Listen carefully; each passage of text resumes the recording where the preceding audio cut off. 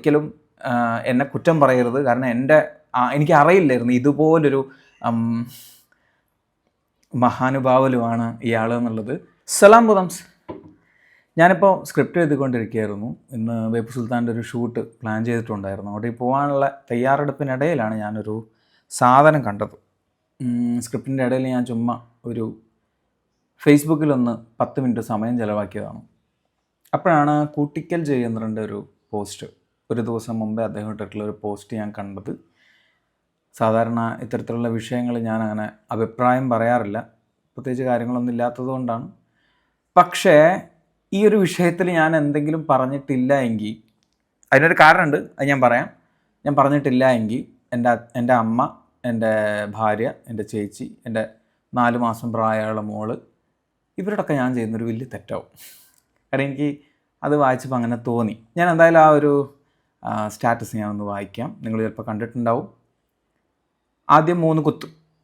മാസത്തിലെ 15 ദിവസം മാസമുറ ആകാത്തതിൻ്റെ കുറ്റവും ബാക്കി 15 ദിവസം അത് കഴിഞ്ഞതിൻ്റെ കുറ്റവും ഇടയ്ക്കെങ്ങാനും ഒരു ദിവസം കിട്ടിയാൽ അതിൽ PCODയെയും കൂട്ടുപിടിച്ച് മടിച്ചിരിക്കുന്ന സ്ത്രീകൾ നമ്മുടെ സമൂഹത്തിലുണ്ടെങ്കിൽ ജീവിക്കാൻ സാഹസം വേണ്ടി വരുന്നതിനാൽ യോജിച്ചു പോകാൻ പറ്റാത്ത ബന്ധത്തിൽ കടിച്ചു തൂങ്ങി ഭർത്താവ് കൊണ്ടുവരുന്ന ഭക്ഷണവും കഴിച്ച് അയാളെ സംശയരോഗിയാക്കി മറ്റുള്ളവരുടെ ഭാര്യമാർക്ക് ആശ്വാസത്തിൻ്റെ മൊത്ത വ്യാപാരവുമായി ദൂരങ്ങളിൽ കാത്തിരിക്കുന്ന കരിങ്കോഴികളുമായി സമാധാന കരാറുണ്ടാക്കുന്ന സ്ത്രീകൾ നമുക്കിടയിലുണ്ടെങ്കിൽ, ഉണ്ടോ എന്നറിയില്ല, ഒരു ബ്രാക്കറ്റിൽ ഇട്ടിട്ടുണ്ട്, ഉണ്ടെങ്കിൽ അത്തരത്തിൽ ഉള്ളവർക്ക് ഒരു അപവാദമാണ് മഞ്ജു വാര്യർ.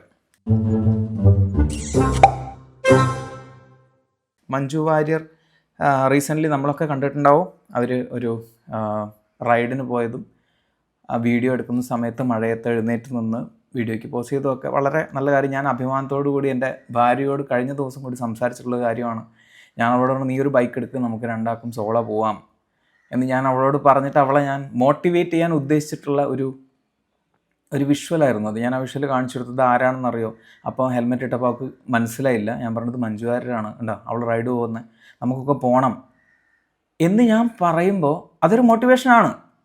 അതിലൊരിക്കലൊരു തെറ്റ് പറയാൻ പറ്റില്ല. പക്ഷേ ഞാൻ എൻ്റെ ഭാര്യയോട് പറയാണ്, നീ നിൻ്റെ PCODയുടെ കാരണവും പറഞ്ഞ് നിൻ്റെ മെൻസ്ട്രൽ ഇഷ്യൂസും പറഞ്ഞ് നീ ഇങ്ങനെ മടി പിടിച്ചിരുന്നോ? ബാക്കിയുള്ളവരൊക്കെ പോകണ കണ്ടില്ലേ? That's really bad. അത് ഒരിക്കലും പറയാൻ പാടില്ലാത്ത കാര്യമാണ്. പറയാൻ പാടില്ലാത്ത കാരണം ഇത്രയും വലിയൊരു സ്ത്രീവിരുദ്ധത നിങ്ങൾ ഫേസ്ബുക്കിൽ ടൈപ്പ് ചെയ്ത് വെച്ച് എനിക്കത് പറയാനുള്ള അവകാശമുണ്ട്. അതുകൊണ്ടാണ് ഞാൻ പറയുന്നത്. ആ കാരണം ഞാൻ പിന്നാലെ പറയാം. ഞാൻ ഇങ്ങനെ ഇരിക്കുന്നു, അതായത് ഒരു 10 ആൾക്കാർക്ക് എന്നെ അറിയാമെന്നുള്ളതുകൊണ്ട് മാത്രമാണ് ഞാൻ വേറെ ഒന്നും വിളിക്കാത്തത്. കാരണം അത്രയും എനിക്ക് ഇറിറ്റേറ്റഡ് ആവുന്നുണ്ട്. ഞാൻ ആ മെസ്സേജ് വായിച്ച സമയത്ത് ഞാനിങ്ങനെ പ്രൊവോക്ഡ് ആവുന്ന ഒരാളൊന്നുമല്ല. പക്ഷേ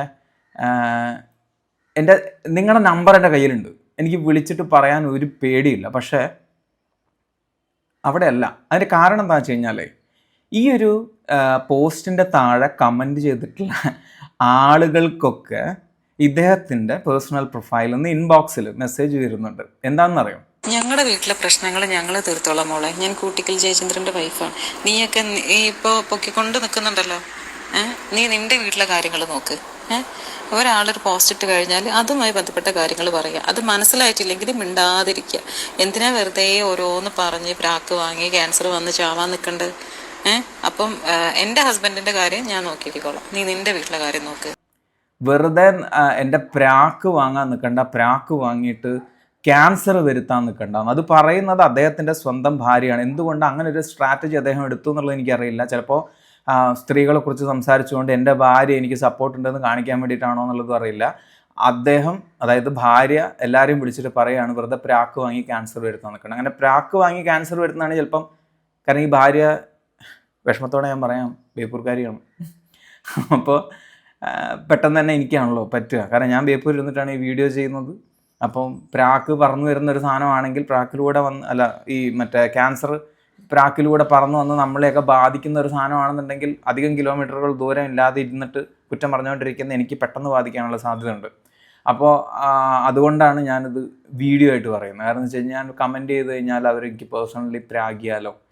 ഇനിയിപ്പോൾ വീഡിയോയിൽ വന്നു കഴിഞ്ഞാൽ അത് എൻ്റെ പ്രൊഫൈലിലൂടെയല്ലേ. ഇനി അങ്ങനെയാണെന്നുണ്ടെങ്കിലും പ്രാക്ക് വരികയാണെങ്കിൽ ഞാൻ അപ്പോൾ അടുത്ത വീഡിയോയിലൂടെ അറിയിക്കാം. എന്തുകൊണ്ട് ഞാൻ അദ്ദേഹത്തെ ഈ ഒരു വിഷയത്തിൽ പറയുന്നതെന്ന് വെച്ച് കഴിഞ്ഞാൽ ഞാൻ ചെയ്തൊരു വലിയ തെറ്റ് ഞാൻ അംഗീകരിക്കുന്നു. നിങ്ങളൊന്ന് യൂട്യൂബിൽ ബേപ്പൂർ സുൽത്താൻ ഒന്ന് എടുത്തു നോക്കിക്കഴിഞ്ഞാൽ എനിക്ക് 75,000 ഫോളോവേഴ്സ് ആയ സമയത്ത്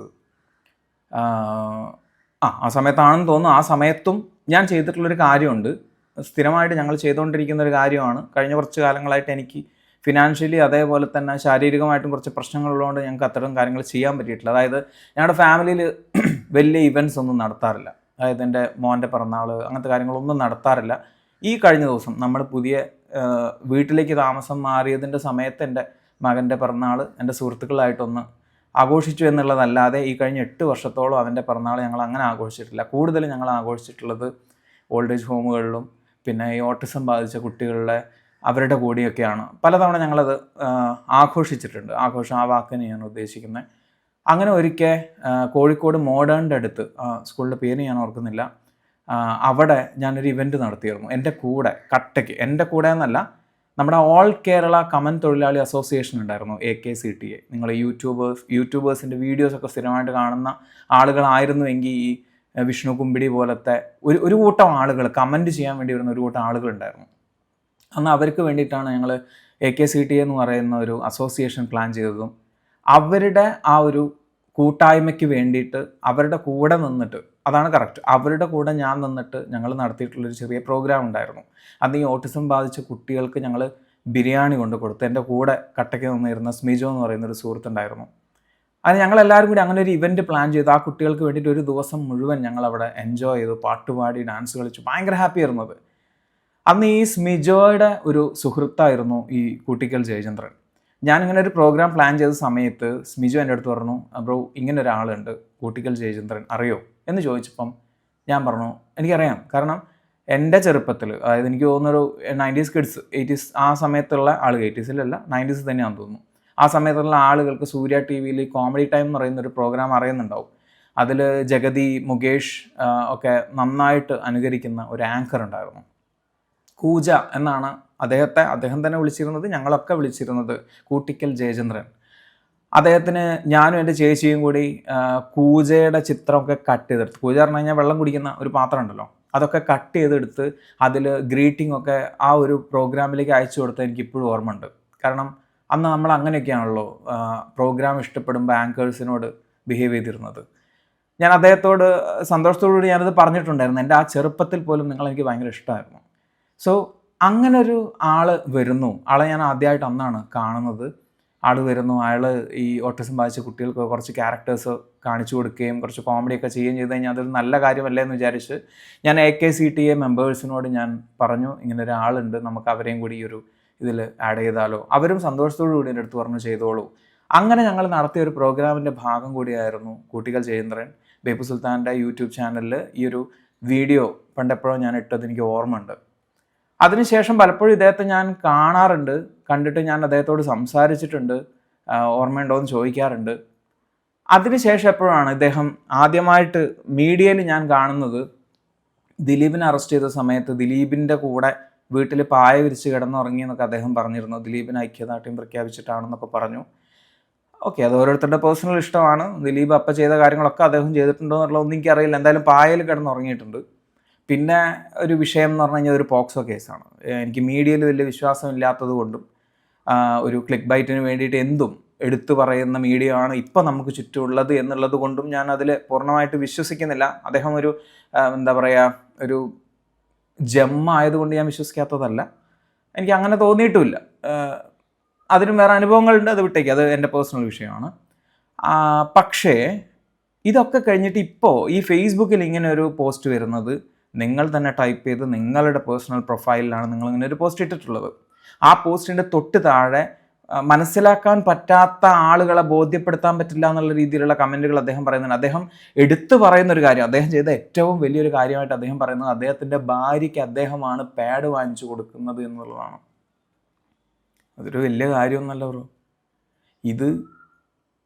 ഇതൊരു കാര്യമേ അല്ല. അതിനേക്കാളും വലുതാണ് ചിലപ്പോൾ നിങ്ങൾ അരി വാങ്ങുന്നുണ്ടെന്ന് പറഞ്ഞു കഴിഞ്ഞാൽ. കാരണം സ്ത്രീകളെ സംബന്ധിച്ചിട്ട് ഇന്ന് അതൊരു വലിയ കാര്യമല്ല. പണ്ടൊക്കെ എൻ്റെ വീട്ടിലൊക്കെ ആയാലും ശരി, മെൻസ്ട്രേഷൻ ആയി കഴിഞ്ഞ് കഴിഞ്ഞാൽ മാറിയിരിക്കേണ്ട ഒരു കാലഘട്ടം ഉണ്ടായിരുന്നു എൻ്റെ തറവാട്ടിലൊക്കെ. പക്ഷേ വയസ്സായ ആൾക്കാരെ പറഞ്ഞ് മനസ്സിലാക്കുക എന്ന് പറയുന്നത് കുറച്ച് ബുദ്ധിമുട്ടുള്ള വിഷയമാണ്. പക്ഷേ എങ്കിൽ പോലും ഇന്ന് എൻ്റെ ഫാമിലിയിൽ അങ്ങനെ ഒരു വേർതിരിവില്ല.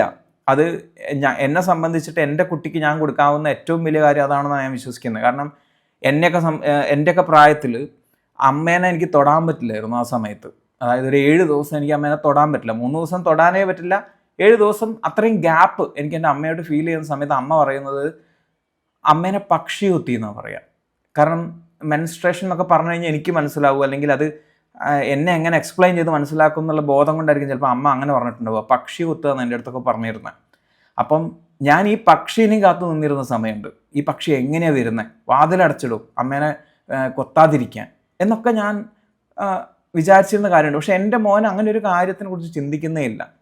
കാരണം അച്ഛൻ എന്താ വാങ്ങുന്നത്, അച്ഛൻ പാഡാണോ വാങ്ങുന്നത്, ഇതെന്താ, ഇത് അമ്മയ്ക്ക് ആവശ്യമുള്ളത്, അവനതിനെക്കുറിച്ച് ബോധർ ചെയ്യുന്നില്ല. അതിൻ്റെ ആവശ്യമില്ല. കാരണം ഇത് നോർമലാണ്. പിന്നെ നിങ്ങൾ എന്തിനാ ഈ കൊട്ടി ഘോഷിക്കുന്നത്? ഇനി രണ്ടാമത്തെ കാര്യം, PCOD, ഹോർമോണൽ ചേഞ്ച് എന്നൊക്കെ പറഞ്ഞു കഴിഞ്ഞാൽ അത് അനുഭവിക്കുന്നവനെ അറിയുള്ളൂ അതിൻ്റെ ബുദ്ധിമുട്ട് എന്താണ്, അതിൻ്റെ വിഷമം എന്താണെന്നുള്ളത്.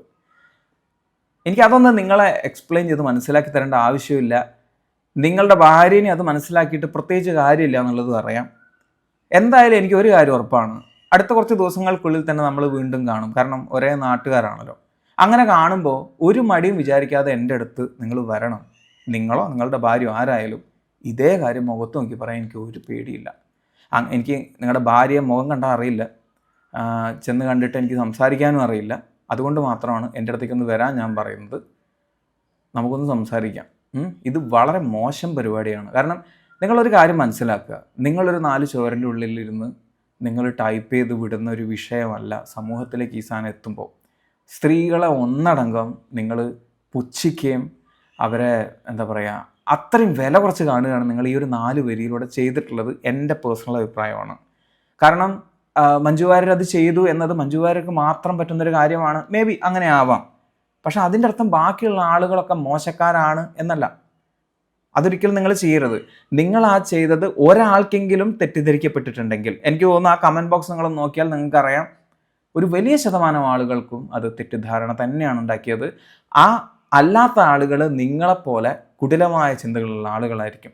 സോ അത് തിരുത്താനുള്ളൊരു ബാധ്യത നിങ്ങൾക്കുണ്ട്. അതിനുശേഷം ഞാൻ പ്രൊവോക്ഡായി എന്ന് പറഞ്ഞല്ലോ. ഈ പ്രൊവോക്ഡ് ആവാനുള്ള കാരണം ഇദ്ദേഹം ഇന്ന് ഈ കമൻറ്റ് ചെയ്ത ആൾക്കാർക്കൊക്കെ വേണ്ടിയിട്ട് അവരെ തെറി വിളിക്കുന്നൊരു വീഡിയോ, ഒരു ക്ലിപ്പ് അതിന് കൂട്ടുപിടിച്ചത് ഇന്നസെൻറ്റിനെയാണ്. ഇന്നസെൻറ്റിൻ്റെ ഏതോ ഒരു വീഡിയോയിലുള്ള ഒരു ക്ലിപ്പ് എടുത്ത് ഒരു ഷോ കാണിച്ചിരിക്കുന്നു.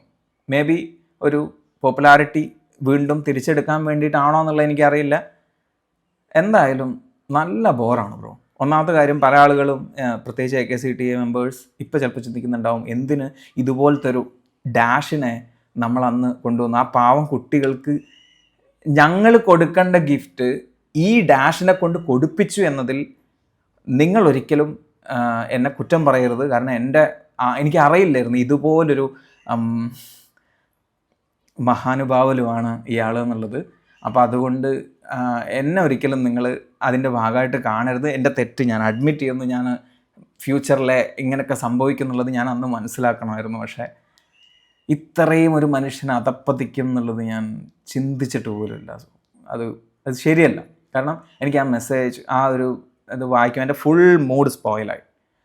കാരണം ഞാൻ അഭിമാനത്തോടു കൂടി എൻ്റെ ഭാര്യയോട് സംസാരിച്ചൊരു വിഷയത്തെ ഇത്രയും ട്വിസ്റ്റ് ചെയ്തിട്ട് എങ്ങനെയാണ് ഒരാൾക്ക് പ്രസൻറ്റ് ചെയ്യാൻ പറ്റുന്നത്? അതും ഞാൻ എൻ്റെ പേഴ്സണൽ സ്പേസിൽ എൻ്റെ ഭാര്യയോട് കണ്ടോ, നീ ഒരു കാര്യം, എൻ്റെ ബൈക്കിൽ നീയും കയറിയിരിക്കുക, ഞങ്ങൾക്ക് ട്രിപ്പ് പോകാമെന്നല്ല ഞാൻ പറഞ്ഞത്. ഞാൻ അവളോട് പറഞ്ഞത് നമുക്കൊരു ബൈക്ക് എടുക്കാം, ഒരു ബൈക്ക് എടുത്ത് നമുക്ക് രണ്ടാൾക്കും കൂടി സോളോ പോവാം, അതിൻ്റെ ഒരു വൈബ് വേറെയാണെന്നൊക്കെയാണ് ഞാൻ എൻ്റെ വൈഫിൻ്റെ അടുത്ത് പറഞ്ഞത്. അതല്ലാതെ മഞ്ജു വാര്യരെ എൻ്റെ ഭാര്യയും കമ്പയർ ചെയ്തിട്ട് പോലുമല്ല ഞാൻ അവിടെ സംസാരിച്ച്. കണ്ടോ ഇങ്ങനെ ചെയ്യാൻ പറ്റും, നീ സ്ത്രീകൾക്കിത് പറ്റില്ല എന്ന് ചിന്തിക്കുന്ന ആളുകളുണ്ട്.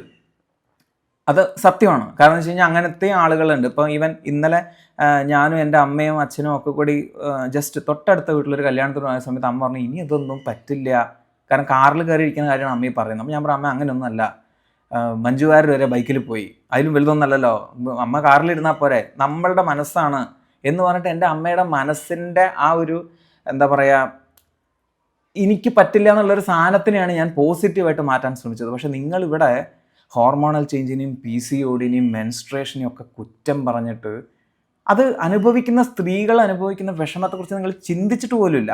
അങ്ങനെ നിങ്ങൾ ചിന്തിച്ചിട്ടുണ്ടെങ്കിൽ ഒരൊറ്റ കമൻറ്റ് നിങ്ങൾക്ക് പറഞ്ഞാൽ മതി, ഞാൻ ഉദ്ദേശിച്ചത് ഇങ്ങനെയല്ല, അതിൻ്റെ വിഷമം ഉണ്ടായ എല്ലാവരോടും ഞാൻ മാപ്പ് ചോദിക്കുന്നു. മാപ്പ് ചോദിക്കുക എന്ന് പറഞ്ഞു കഴിഞ്ഞാൽ നിങ്ങൾ പോസിറ്റീവ് ആവുകയുള്ളൂ ബ്രോ. ഒരിക്കലും അതുവഴി നിങ്ങൾക്കൊരു നാണക്കേടല്ല ഉണ്ടാകുന്നത്. ഇപ്പോൾ കേരള സമൂഹത്തിൽ ഒരു വലിയ ശതമാനം സ്ത്രീകളുടെ ഇടയിൽ നിങ്ങൾ വട്ടപൂജ്യമാണ്, വട്ടപൂജ്യം. അത് എപ്പോഴെങ്കിലും നിങ്ങൾ തിരിച്ചറിയുന്നുണ്ടെങ്കിൽ, ഭാര്യയായിട്ട് നിങ്ങളുടെ ഭാര്യ ഒരു സ്ത്രീയാണെങ്കിൽ അവരത് തിരിച്ചറിയുന്നുണ്ടെങ്കിൽ, പോക്സോ കേസിലും നിങ്ങൾ കൂടെ നിന്നു എന്നൊക്കെയാണ് നിങ്ങൾ പറയുന്നത്. എനിക്കറിയില്ല പോക്സോ കേസിൻ്റെ റിയാലിറ്റി എന്താണെന്നുള്ളത്, അതുകൊണ്ട് ആ വിഷയത്തിലേക്ക് ഞാൻ പോകുന്നില്ല.